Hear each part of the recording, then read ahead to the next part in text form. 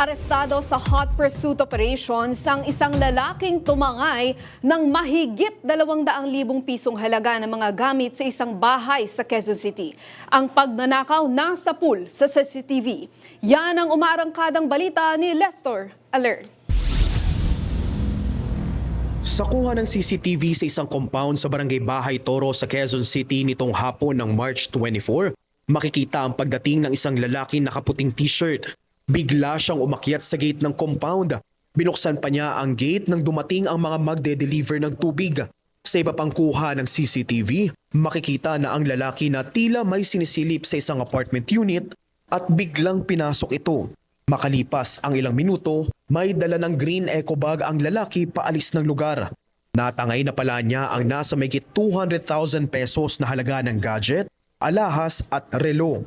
Batay sa investigasyon ng Project 6 Police Station, gabi na nang malaman ng biktima na nilooban siya pag uwi niya mula sa trabaho. Noong 9 p.m., nag-report ng biktima sa Police Station 15 dito sa Project 6. Nalaman niya na bukas na yung pinto at nawawala na yung kanyang mga nasabing gamit. Wala kami nakitang force entry.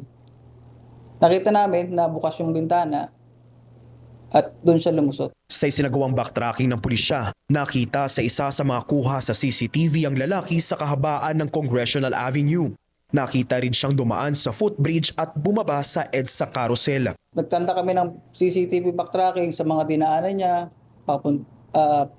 papunta ng monumento at hanggang sa makaabot siya ng Caloocan. Binelify din namin agad sa Irog Gallery ng PNP. Nakita natin na may previous case itong lalaki na to. So nagkaroon na kami ng muka at pangalan. Agad na nagsagawa ng hot pursuit operation sa Caloocan City ang pulisya at dito na nahuli ang 21 anyos na sospek. Na-recover sa kanya ang kwintas na isa sa mga kanyang mga ninakaw sa apartment pero ang iba sa mga gamit ay naibenta na niya.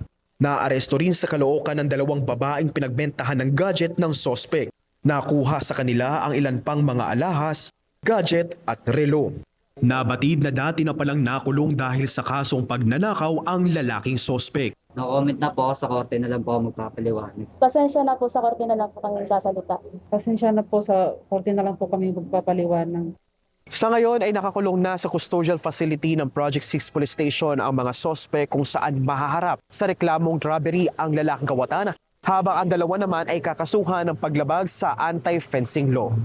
Ako si Lester Aler ng PRTV News, nagseserbisyo para sa Pilipino.